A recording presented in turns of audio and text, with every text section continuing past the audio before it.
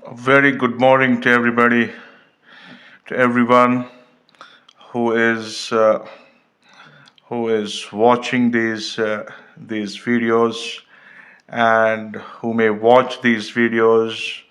I hope everybody is fine. I hope everybody is doing well. And in the last videos, we had talked about the particle in a box, where we had the walls of whose potential was infinite. I mean, the walls that were considered in a particle in a box situation, their potential energy was their potential the potential was infinite. Now we want to proceed. What we try to do is that we want to have a look on a situation that the wave function has a finite probability that it can penetrate the walls, and which certainly lowers the energy levels. Now, if I have to go with that, as I said, that we have the potential energy that we chose there was infinite, but in real world we don't have infinite potential energies, and we don't have a box with extremely infinitely hard walls. Uh, as we discussed in the particle in a box problem. Now, however, we have a reality out there, and what's that reality? That potential wells with barriers, but they have finite heights, and certainly these kinds of potentials exist. And let's try to understand how wave function is going to behave when we have a situation where we have the particle in a box which has finite walls. And what we are doing is we are choosing a one-dimensional box, and we have a box of length, say L, and we have the potential energy. The potential is V. Okay, then let me specify the regions here. Now this is my, let me call this region 1, this is my region 2, and this is my region 3. So what you can see here is that we have a square corner, and it has a potential V high, and its length is equal to L, and uh, and it contains a particle whose energy, there's a wave packet whose energy is less than that of the V, the height of the wall that we have. Now, if we talk about classical mechanics, if we talk from classical mechanics point of view, when a particle of when a particle whose energy is less than that of V uh, hits a wall whose energy is V, it's going to bounce back, and yeah, it bounces off without entering region 1 and region 3rd. And and the point is that its energy is less than that of the energy it requires classically to penetrate the walls. So this particle is going to stay inside forever. Now, at the same time, if we talk about from wave packet point of view, in quantum mechanics, we have the particles. They also bounce back and forth. They bounce back and forth, but now there exists some finite probability. there exists some finite probability of penetrating into the region 1 and the region 3rd. Even if the energy of this particle is less than that of the finite potential that we have chosen here, even if this E is less than the V that's defined here. And we can write down Schrodinger's equation for region 1, and we can write down Schrodinger's time independent equation for the region 3rd. And if I have to write them, say it's d2 psi by dx2 plus 2m by h cross square E minus V of psi equals 0. Now, this will be my Schrodinger's equation for region 1 and region 3rd. And what's the condition here is that that we can rewrite, we would like to rewrite this equation in some symbolic form.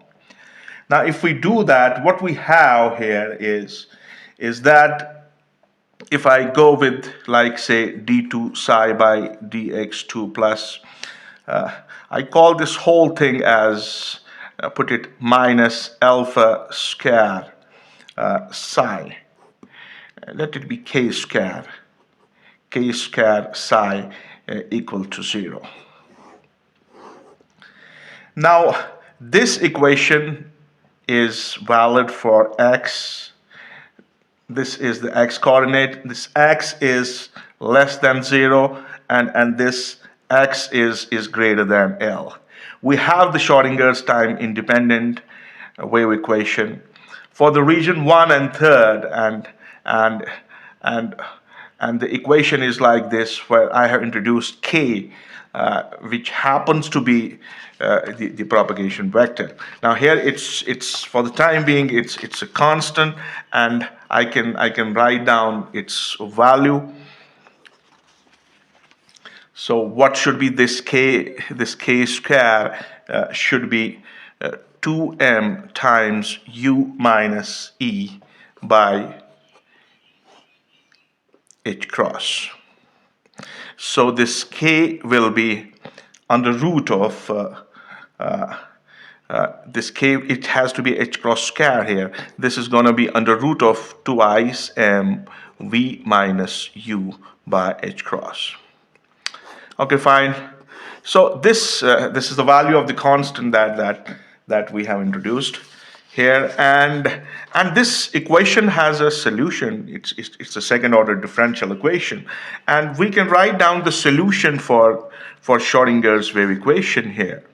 So what we have is we have psi 1, and the solution for that will be c e to the power of kx, then plus d e to the power of minus kx. And for region 2, this is for x less than 0. And for region 2, what will I have? Not 2, region 3rd, sorry.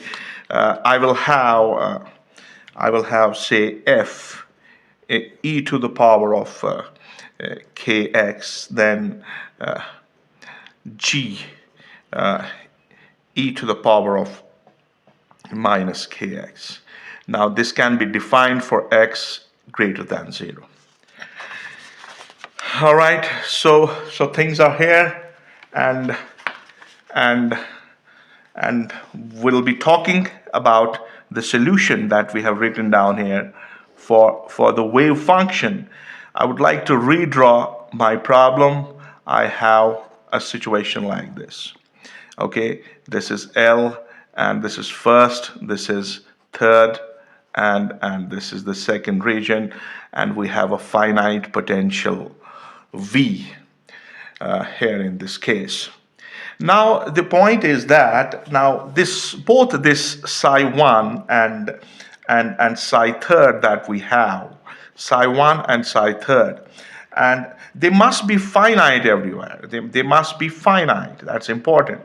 They must be finite everywhere. Why? Because this e to the power minus kx, if we take on this, it will tend to infinity as x tends to minus infinity.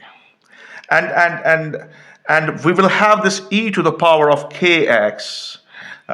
This e to the power of kx is going to tend to infinity as this x tends to infinity. That's clear. That's very simple. So in doing so, what we are going to have here is that the coefficients, the coefficient d that we have here and the coefficient f we have here, they must be zero. So immediately this coefficient d must be equal to f must be equal to zero. That should be the case. Now, so what will happen? The solution of the Schrodinger's wave equation in region 1 and 3, it will be boiled down. It will be boiled down to. It will be boiled down to. It will be boiled down to psi first is c e to the power of iota kx, and psi third is going to be g e to the power of minus kx. Now, these functions that we have here, these functions decrease exponentially inside the barrier. They are decreasing exponentially inside the barrier at the sides of the walls. Okay, so these exponentials, they go on decreasing. They go on decreasing. These exponentials go on decreasing inside the barrier of at the sides of the wall. Okay, certainly. Right, it has to be like that. Now, within the well, if I go inside the well, I have the solution for Schrodinger's wave equation, and I can directly write down that solution as psi second. I will call it. Say I will introduce a constant. Say a sine of under root of twice me by h cross, and this will be multiplied by x, and then plus b cos of under root of 2me by h cross and x. And certainly this under root 2me by h cross, it certainly has a relation with k, what we have defined. It's basically, we could have written down it in terms of k, but it's okay, it's fine to write down it in terms of energy and h cross. So here, but we are here talking about the wave function, the Schrodinger's wave equation inside this box. Right? Now, in this case, what we have is we have the well, and this well has a length L, right? And the barriers that we have, they have the finite height. They have finite height, and when we consider them to be infinite in case of particle in a box, we found there that this b is equal to 0. We found there that this b is equal to 0. In order that psi, if you rightly remember, that psi is 0 at x is 0, and psi is 0 at x is equal to L. That's the case. So what we are going to have is here we have is that in psi second, what we have is at x equal to 0. If we try to connect it here at psi equal to 0, then talking from this point of view, where psi 1, I have at that point this c, this psi second, this c this psi second is equal to c at x is equal to 0, right? And what I have is that this psi third that we have, this psi third is equal to g. It is equal to g from the point of view that x is equal to L. So psi first is equal to c from the point of view that x is equal to 0. I'm talking about this point. And this psi third is equal to g as long as this point is concerned from x is equal to L. So both the sine and cosine solutions that we have here in this case, they should exist. It should not be like the way that we got b equal to 0. We got b equal to 0 when we had chosen infinite potential for the particle in a box where the potential was infinite. But here we have seen that we have chosen the wave functions for the three regions. And what we have found is that you have the probability of having a wave function from this side, probability of having the wave function from this side, and using the same boundary conditions for the finite potential that we have. Using the same boundary conditions for the finite potential that we have, what we find is that psi 1 will give us c and psi third will give us g, and there is no point in equalizing b equal to 0. So b certainly has, this b should exist in the solution of the Schrodinger's equation. That's what the point was. Now, if I proceed from here, for either the solution for, if I took C in terms of the solution, for both the cases, this psi and d psi by dx, they must be continuous. They must be continuous at x is equal to 0 and at x is equal to L. This is what makes it different. So this psi and d psi by dx for the wave function, that's linked with the particle inside this box, must be continuous at x is equal to 0. It must have some sort of continuity here, and it must have some sort of continuity here. The wave function inside and outside, each side of the well must not only have the same value that I'm talking about where they join, but also they must have same state of slopes while having the connection. They must have same state of slopes in order that the wave functions can match up perfectly when these boundary conditions that I was talking about, when these boundary conditions are taken into considerations, and the results and the result is that exact matching.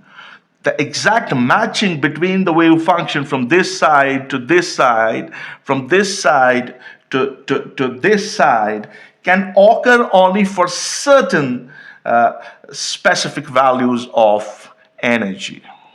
This is very important. So this matching between the energy outside, between the wave function outside and inside, inside and outside, it is possible only for certain values of energy of the particle, and we can draw their probabilities, and we can draw the probability of wave function, and we can draw and we can draw the probability of what is called as probability of probability density of this wave function. Now, if we have to draw the probability of these functions, you can see we can have, say, psi 1, so it's going to be like this, all right? And if I go with psi 2, it's going to be, say, say like this. And if I go with psi third, so this is psi 1 and this is psi 2.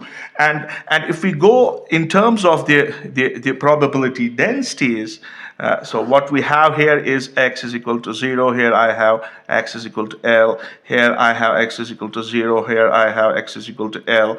So this is psi, and taking the probability density for psi 1 can be plotted like this, to have the real values of the wave function can go like this. So there has to have the matching of the slopes. So only certain energies where we can have the continuity.